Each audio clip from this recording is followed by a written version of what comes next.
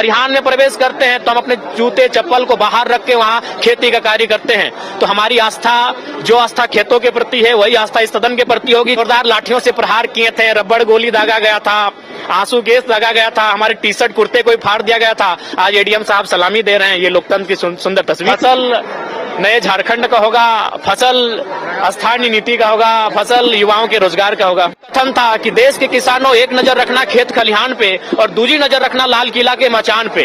आस्था का केंद्र होता है मस्जिद, चर्च, गुरुद्वारा, गिरजाघर, आस्था के केंद्र होते हैं। सदन लाखों करोड़ों किसानों, युवाओं की आस्था का केंद्र है। लाचार, बेबस, मजलूम लोग इस सदन की और इस दृष्टि से देखते हैं कि वहाँ जब कोई नियम बनेगा तो मेरे लिए सुरक्षा कवच बनने का कार्य होगा।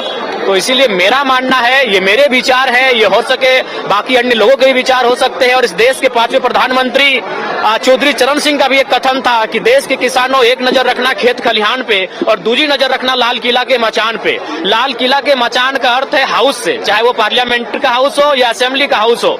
और हम जब भी, चूंकि हम किसान पुत्र हैं, जब भी हम लोग खेतों में प्रवेश करते हैं, जब भी अपने खलिहान में प्रवेश करते हैं तो हम अपने जूते चप्पल को बाहर रख के वहाँ खेती का कार्य करते हैं। तो हमारी आस्था, जो आस्था खेतों के प्रति है, वही आस्था इस सदन के प्रति होगी। चूंकि सदन भी कहीं ना कहीं हमारे लिए इसीलिए बनाया गया है ताकि यहाँ हक, हुकूक, अधिकार की बात हो सके।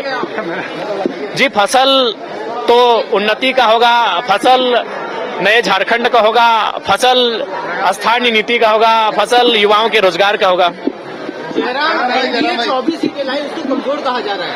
अकेले जयराम कैसे सामना करेंगे 56 विधायकों का? देखिए, मेरा मानना है कि एक रहें चाहे 100 रहें, आपकी संख्या मायने नहीं रखती है, आपके विचार मायने रखते हैं।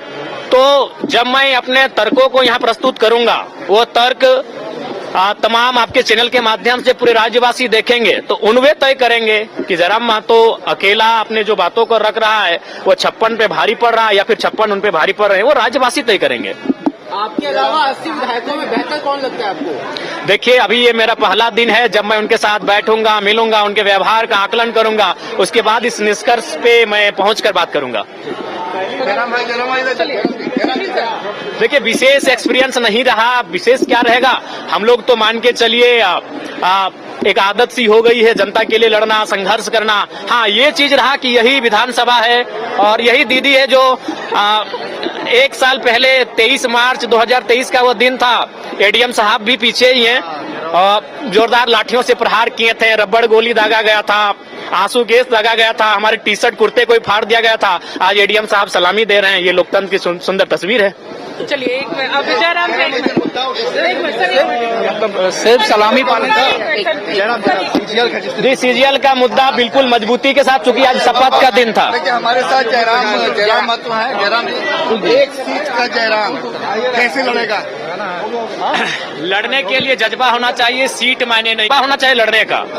उसके लिए आपके अंदर निष्ठा होना चाहिए, आपको भयभीत नहीं होना चाहिए। आप एक सीट से चुनाव लड़ लेंगे। हम तो बिना सीट के लड़ रहे थे, हम तो सड़क में लड़ रहे थे, हम तो सदन के बाहर भी लड़ रहे थे, तो एक सीट से ही हम लड़ लेंगे। मुद्दों की आवाज जो आप बार बार कहते रहे, सिद्धांत पर लड़ते हैं, क्या सिद्धांत पर चलने के लिए सत्ता जरूरी नहीं?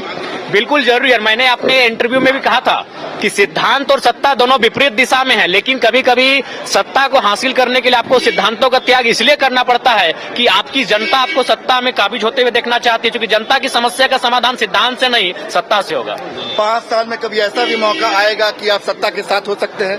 देखिए, ये तो सरकार की कार्यशैली पे निर्भर करता है, और हमारी जनता, जो 12 लाख जनता और उसके बाद जो झारखंड की जनता है, उनके प्रति जो सरकार का रवैया रहेगा, उस रवैये पे निर्भर करता है।